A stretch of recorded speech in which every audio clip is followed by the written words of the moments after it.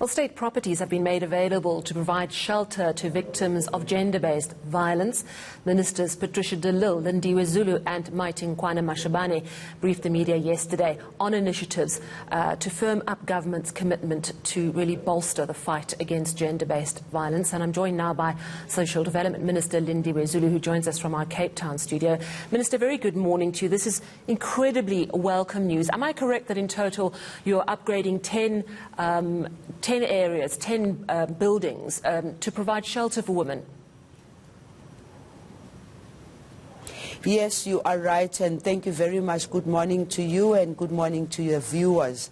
This is a crisis for South Africa. I think we need to start from there and say that as communities, as society overall, we need to step up and work together with government, work with the private sector, work with everyone to make sure that we deal with this scourge of violence against women and children. And I think that we have to appreciate the fact that if it doesn't happen to you, don't think that it's not going to happen to you and therefore you turn a blind eye, or you think it's not anywhere near you and therefore you don't do nothing about it. This is something that, in my view, we need to deal with it house to house, street to street, community to community, and especially in provinces which have been identified as the worst. The Western Cape, Gauteng and KwaZulu-Natal are the provinces that really have got very high unacceptable numbers. Absolutely. And Minister, it's heartening to see how you are working with other ministers to provide these places of safety. And you're so right that it has to be a community-wide operation. We all need to become more involved. How soon will these new facilities come online? How soon will they be able to take in women and children?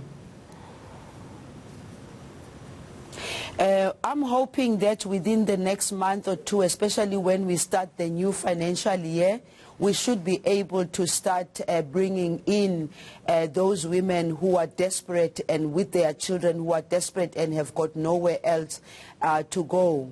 This is a joint operation, as you rightfully say, but we are also going to be looking at other departments that can be able to step up and help us, because it's issues of health, it's issue of education, it's issue of social development, it's an issue of justice too. So as we started with Minister Patricia de Lille, and we must thank Minister Patricia de Lille actually, because she didn't say, I am a Minister of Public Works and I'm not going to do anything about it. I leave it to the Minister of Social Development or Women, Children and with Disability. She acted as soon as she realized that there is a capacity within her space. There are buildings that can be transformed.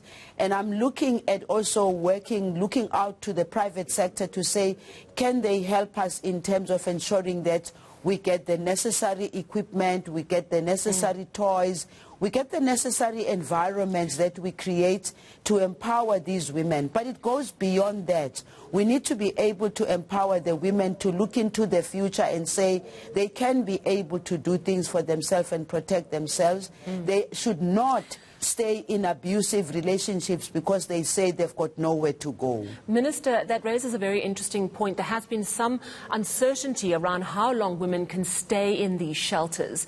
My understanding is there isn't a limit. There shouldn't be a situation where a woman is pushed out onto the streets after 6 months. Can you confirm that that is indeed the case, that a woman can stay there as long as she needs help? Yes, absolutely. It doesn't make sense for us to think that we're going to put the women and the children there and put a very short time frame. We need to be able to make sure that all our programs, whether it's psychosocial assistance, whether it's family assistance, all the programs that exist within the Department of Social Development must kick in.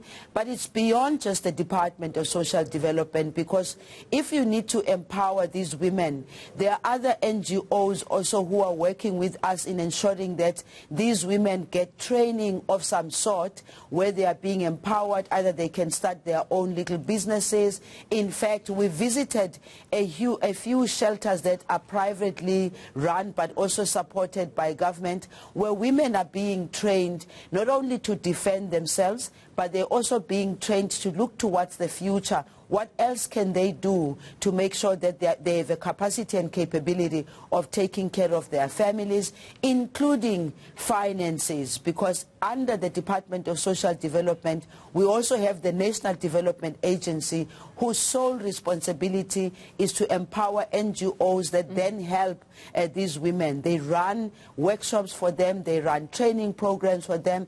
It's all about ensuring that South Africans overall have dignity. We must give these women dignity, but we must also work with the communities, because the violence is happening in the communities. Indeed. So communities have to get up, stand up, and do something about it. It's very heartening to see unity in action at a ministerial level, but also within various communities. And thank you very much for joining us.